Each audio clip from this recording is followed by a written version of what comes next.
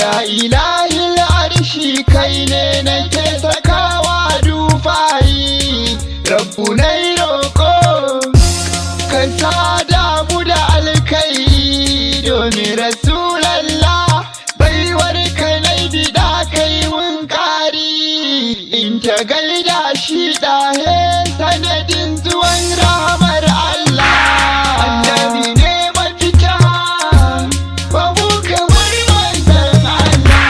Sannan ina roƙo Allah ka sake yin ka salatanka gurin masoyinka, ka ƙara yi har da yardarka kullum ka ninka shi, sannan sun zace duka halittunka.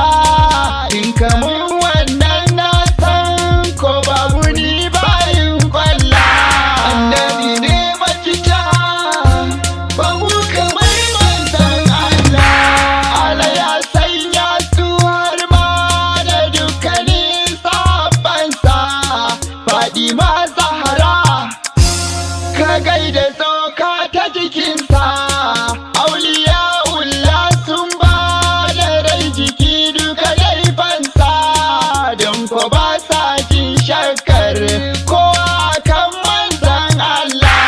Annabi ne mafita babu kamar manzon Allah.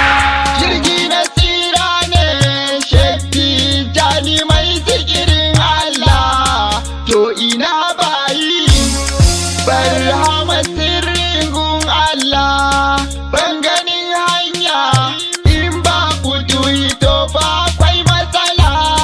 Shehi na yi gaisuwa don Fadima ka haska min fitila.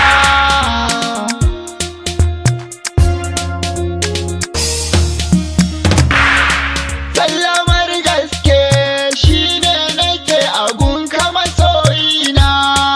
Assalamu ala mai daraja abban nana, na yi ma sallama jigo kai ne bukatar ruhina, kai nake kauna baka da madadi manzon Allah.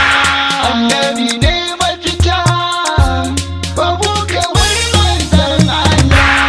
Ina yi ma gaisuwa tamkar ina ganin Habibullah, wai shi ina kake ne in ganka sai in bar shela cikin masoyanka. Sanya da ni domin darajar Allah, kai nake roƙo har a cikin jiki manzon Allah. Annabi ne mafita babu kamar manzon Allah.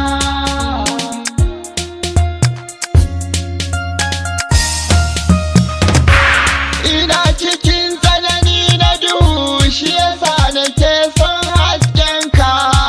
Arzikin bayi ka tallafe ni cikin naka, kana da girmanka wanda ya zarce duk wata ɗaukaka. Na yi imani babu gunka Rasulallah. Annabi ne mafita babu kamar manzon Allah. Da kai ake samun komai ta ko'ina a gurin Allah. Yabonka ne ya zamo tukwicin mugun sarki Allah. Ba batun wasa idan aka ambace ka Rasulallah, don ko har Allah yana a gurin adam manzon Allah.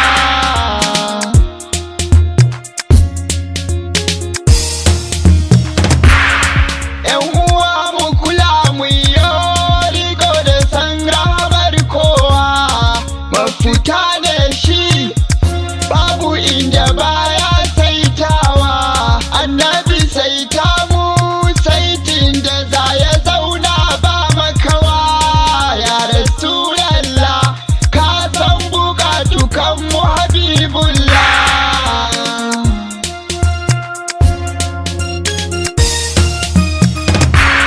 Ina ta jin kewa a cikin zuciya kuma daina ka, in ka yarje min da sai na zo in ziyarce ka.